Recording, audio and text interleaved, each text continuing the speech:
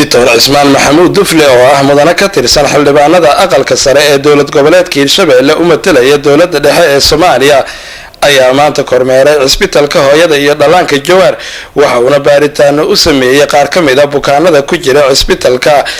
Dr. Dufle ayaa qaybaha kala duwan uu ka kooban yahay cisbitaalka hooyada iyo dhallaanka kormeeray iyo agabyada lagu shaqeeyo.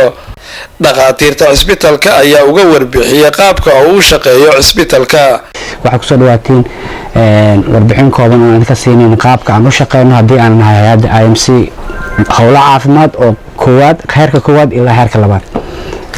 waxaan Jowhar iyo hareeraheeda ku leenahay 10 goobood oo caafimaad oo isugu jira bukaan jiif iyo bukaan socod labadaba.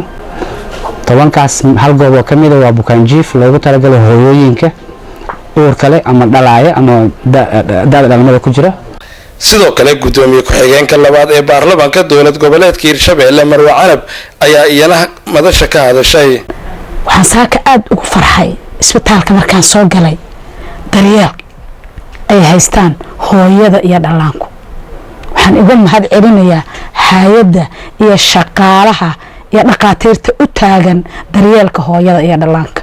annagana waxaan nahay ka baarlamaan ahaan ka gudoon ahaan waxaan iskiin garab taagaynaa wixii ka bilowda arduna aan nahay wixii hadda ka bilowda garabkeena aan nahay. xildhibaan Cusmaan Maxamuud Dufle ayaa asna ugu dambeyn uga mahad celiyay maamulka iyo dhaqaatiirta cisbitaalka sida ay shaqada ugu hayaan dadkooda. maanta inaan soo booqano cisbitaalkan xagga haweenka iyo caruurta mukhasaska ku ah runtii hadda inta aan soo soconay aad iyo aad waxaan soo aragnay waxyaabo aad iyo aad na farax geliyay.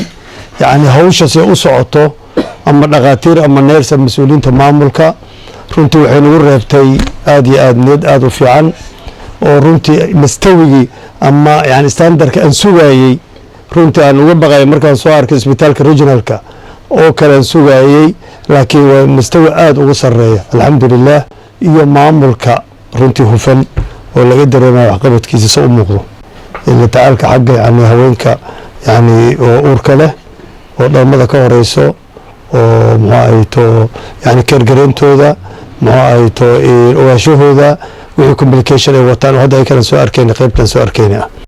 Ismaaciil Cabdulle Sabriye Universal TV Jowhar.